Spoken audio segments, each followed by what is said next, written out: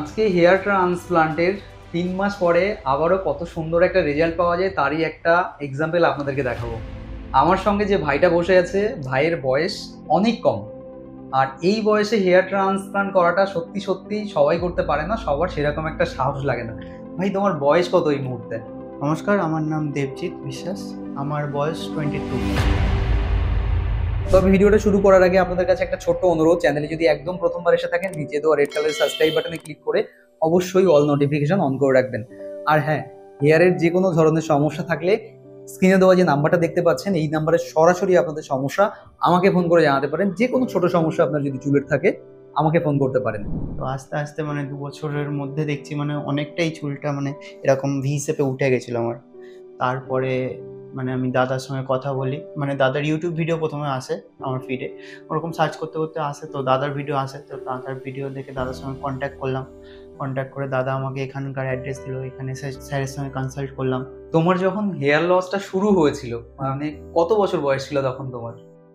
2 বছর আগে, এই 20। তখন 20 বছর বয়স, খুব অল্প বয়সে তোমার হেয়ার লসের সমস্যা শুরু হয়েছিল। প্রথমে ওরকম বুঝতে পারিনি, প্রথমে একটু একটু হতে হতে কি বলে, শীতকালে আসতে আমি একদিন ন্যাড়া হলাম, ঠিক আছে, খুশকির জন্য। তো তখন দেখছি যে অনেকটা চুলটা উঠে গেছিল। তখন ঠিক কেমন লাগতো? যাদের চুল নেই বা যাদের চুল ছিল না, এখন তুমি একটা রেজাল্ট আস্তে আস্তে পাচ্ছ, সেটাও কিছু পার্সেন্টেজ রেজাল্ট এসছে, কারণ খুব অল্প দিন হলো তোমার সার্জারি। 3 মাস হয়েছে আমার সার্জারি, মাত্র 3 মাস। হ্যাঁ। আর যখন ছিল না হেয়ার গুলো, তখন তুমি কেমনটা মনে করতে? কনফিডেন্স আসতো না। আমি ফটো তোলা ছেড়ে দিয়েছিলাম ফোনে, নিজের ফোনে। আমার ফোনের মধ্যে নিজের কোনো ফটোই নেই। আমার বন্ধুদের ফটো ভর্তি, ওদের ফটো তুলে দিতাম, বাট আমি নিজের ফটো তুলতাম না। একটা কিরকম একটা লাগতো যেন, কোনো কিছুতেই কনসেন্ট্রেট করতে পারা যায় না চুল না থাকলে, যেমনটা না, সেই জিনিসটা হচ্ছিল না, ঠিকঠাক কনফিডেন্স পাচ্ছিলাম না নিজের মধ্যে একটা। এবার বলো যে সার্জারি করার আগে তোমার ঠিক কেমন মনে হচ্ছিল? ধরে নাও কালকে তোমার সার্জারি, যদি তোমাকে বলা হয় কালকে তোমার সার্জারি, তোমার ঠিক কেমনটা মনে হবে? ভয় লাগছিল প্রথমে একটু একটু, যে কি হবে না হবে। তো সবার মুখে আর কি, সবাই যেটা জানে আর কি, ভুল জানে, ঠিক আছে। আমি করার পরে বুঝতে পারছি, কিন্তু যে অনেক লোকে বলে যে ক্যান্সার হয়, এই হয় সেই হয়, স্কিন ক্যান্সার, হ্যান ত্যান। তো করার পরে আর সেই ভয়টা কেটে গেছে আমার, সেইটা আর কিছু নেই। যে সময় তোমার সার্জারিটা হচ্ছিল, যখন ধরে নাও যে সার্জারি যে প্রসেসগুলো থাকে, প্রসেস সম্পর্কে তুমি এখন অনেক কিছুই জানো, যে একটা প্রসেস তুমি পেরিয়ে এসছো, এই প্রসেস সম্পর্কে তুমি কি বলবেন? কি কি করা হয়, কি কি স্টেপ মেনটেন করতে হয়? সার্জারির দিন তুমি ক্লিনিকে এলে কি করতে হয় প্রথমেই তোমাকে? প্রথমে এলাম, প্রথমে এসে আমার চুলগুলো যেগুলো ছিল সেগুলো ট্রিম করা হলো। তো তারপরে মার্কিং করা হলো, কোনখান থেকে কোনখানটায় হবে, পিছনটা যেখান থেকে চুলটা নেওয়া হবে ওই জায়গাটা মার্কিং হলো। তো তারপরে দেন কি বলো, অ্যানেস্থেসিয়া দেওয়া হলো। ওটা দিয়ে এইখানে আমার একটা প্রশ্ন, যখন তোমাকে অ্যানেস্থেসিয়া দেওয়া হচ্ছিল তখন তোমার কি খুব ব্যথা লাগছিল?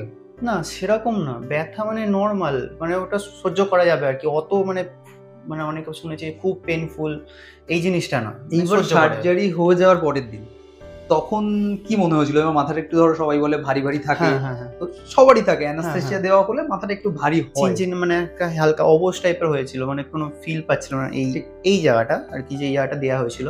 তারপরে আস্তে আস্তে দিনের সাথে ওটা ঠিক হয়ে গেছিল। 7 দিনের মধ্যে তো যখন হেড ওয়াশ প্রথম করলে 7 দিন তো ঘরের মধ্যে রেস্টে থাকতে হচ্ছিল। তো তারপরে তোমার আফটার সার্জারি মেনটেনেন্সের জন্য, ধরে নাও তোমার সার্জারি হয়েছে 3 মাস, তো লাস্ট এই 2 মাসে তোমার কি খুব অনেকগুলো টাকা মেনটেনেন্সের জন্য খরচ হয় চুলের? নর্মাল লাইফের থেকে, যখন তোমার আগের চুলগুলো ছিল সেরকম জায়গা থেকে তোমার কত টাকা খরচ হতে পারে এরকম? যারা আমরা ভাবি না অনেক এক্সপেন্সিভ, করতে পারবো না, অসুবিধা হতে পারে, আমরা ধরো মিডিল ক্লাস থেকে বিলং করছি, কি করে করব? অত বেশি কিছুই খরচা হয়নি, যেরকম নর্মাল ছিলাম সেরকমই আছি। তো শুধু কস্টিং বলতে শুধু মেডিসিনগুলোর হালকা কিছু, তা ওগুলো নর্মাল লাইফে খরচা হয়ে যায়, এদিক ওদিক থেকে কিছুভাবে একটা হয়ে যায়। সার্জারি তো এখন ইএমআই তেও করা যায়, আমরা চাইলে ইনস্টলমেন্টেও করতে পারি। তোমার কি ইএমআই ছিল? হ্যাঁ হ্যাঁ হ্যাঁ। তুমি নিজেও ইএমআই তে করেছো? হ্যাঁ। এই ইএমআই প্রসেসে কি তোমাকে একটা লেন্দি প্রসেস বা খুব বেশি অসুবিধার মধ্যে পড়তে হয়েছিল? না, কোনো অসুবিধা নাই, যেদিনকে হয়েছে সেদিনকার মধ্যেই সবকিছু হয়ে সব সেটেল হয়ে গেছে। ঠিক। আর এখন রেজাল্ট তো একটু একটু করে আসছে, এখন কি মনে হচ্ছে তোমার? এখন তো মানে যখন মানে আয়নাতে দেখি নিজেকে তখন একটু ভালো লাগে, তাছাড়া আগে যখন দেখতাম এই জায়গাগুলো উড়ে গেছে তো একটা খারাপ লাগতো, এখন ভালোই লাগে। এখন ফটো তুলতে কোথাও যেতে? না এখন কোনো অসুবিধা নেই, এখন তো ফটো তুলে আমি এখানে এসেও 3-4টে ফটো তুললাম। আর জিএফসি করলে আজকে দেখলাম জিএফসি তে খুব বেশি যন্ত্রণা করছিল? না না না না সেরকম কিছু যন্ত্রণা না, হালকা পিঁপড়ে কামড়ালে যেরকম লাগে ওরকম হালকা একটু। কলকাতার মধ্যে যারা সার্জারি করতে চাইছে বা যারা এরকম হেয়ার লস হচ্ছে তাদের উদ্দেশ্যে তুমি কি বলবে? আমি তো প্রত্যেকটা মুহূর্তে বলে এসেছি, আমার ডে অন থেকে নিয়ে শুরু করে আজকের দিন পর্যন্ত প্রত্যেকটা মুহূর্ত তুমি ফলো করেছো, আমাকে দেখেছো, বাট তোমার মুখ থেকে একবার বলো যারা এটা করতে চাইছে, যাদের এরকম সমস্যা হচ্ছে, ঠিক তারা কি করবে? আপনারা যারা এটা করতে চাইছেন, ঠিক আছে, ভয়ের কোনো কারণ নেই, আপনারা এসে এই ক্লিনিকে যোগাযোগ করতে পারেন। কলকাতায় আপনারা গুগলে সার্চ করে নেবেন, পেয়ে যাবেন। অবশ্যই এখানে এসে যোগাযোগ করুন, দেখবেন মানে আপনার হেয়ার ফল আগের থেকে অনেক কমে গেছে যদি আপনারা ঠিকঠাক ভাবে মেনটেন করেন বা যদি তারা সার্জারিও হ্যাঁ, করে, সার্জারি করতে চায়, তার কোনো ভয় নেই ওটাতে। যাদের হেয়ার লাইনটা চলে গেছে, হ্যাঁ তাদের তো সার্জারি করা ছাড়া, তুমিও তো দেখেছো, নিজে রিয়েলাইজ করেছো যে হেয়ার লাইন যখন তোমার পেছনে চলে গেল, কপালটা যখন, ওটা আর কোনো উপায় থাকে না, তো সার্জারি করা ছাড়া আর কোনো উপায় থাকে না। এখন বেশ কনফিডেন্ট, ভালো লাগছে রেজাল্ট পেয়ে? এখন তো খুবই ভালো লাগছে। ঠিক আছে, এই বিষয়ে তোমার যখন পুরো রেজাল্ট আসবে আরো কথা হবে, তোমার সাথে তো আরো মিট আপ হবে, তোমার রেজাল্ট আমি দেখাবো কত সুন্দর রেজাল্ট পাচ্ছ। আশা করি এখন যা রেজাল্ট চলে এসেছে সেটা তো সত্যি সত্যি ভালো রেজাল্ট চলে এসেছে, আরো কিছুদিন অপেক্ষা করলে বেশ সুন্দর রেজাল্ট তুমি পাবে। এটা শুধু 3 মাসের রেজাল্ট যা এসেছে, এই একদম খুব মানে বোঝাই যাচ্ছে না আর কি, মানে কেউ যদি দেখে আমাকে সেরকম ভাবে বুঝতে হবে। আগে দেখলে তো সবাই টাগলা টাগলা বলতো, এখন দেখলে আর কেউ সেটা আবার বলবে না। ঠিক ঠিক।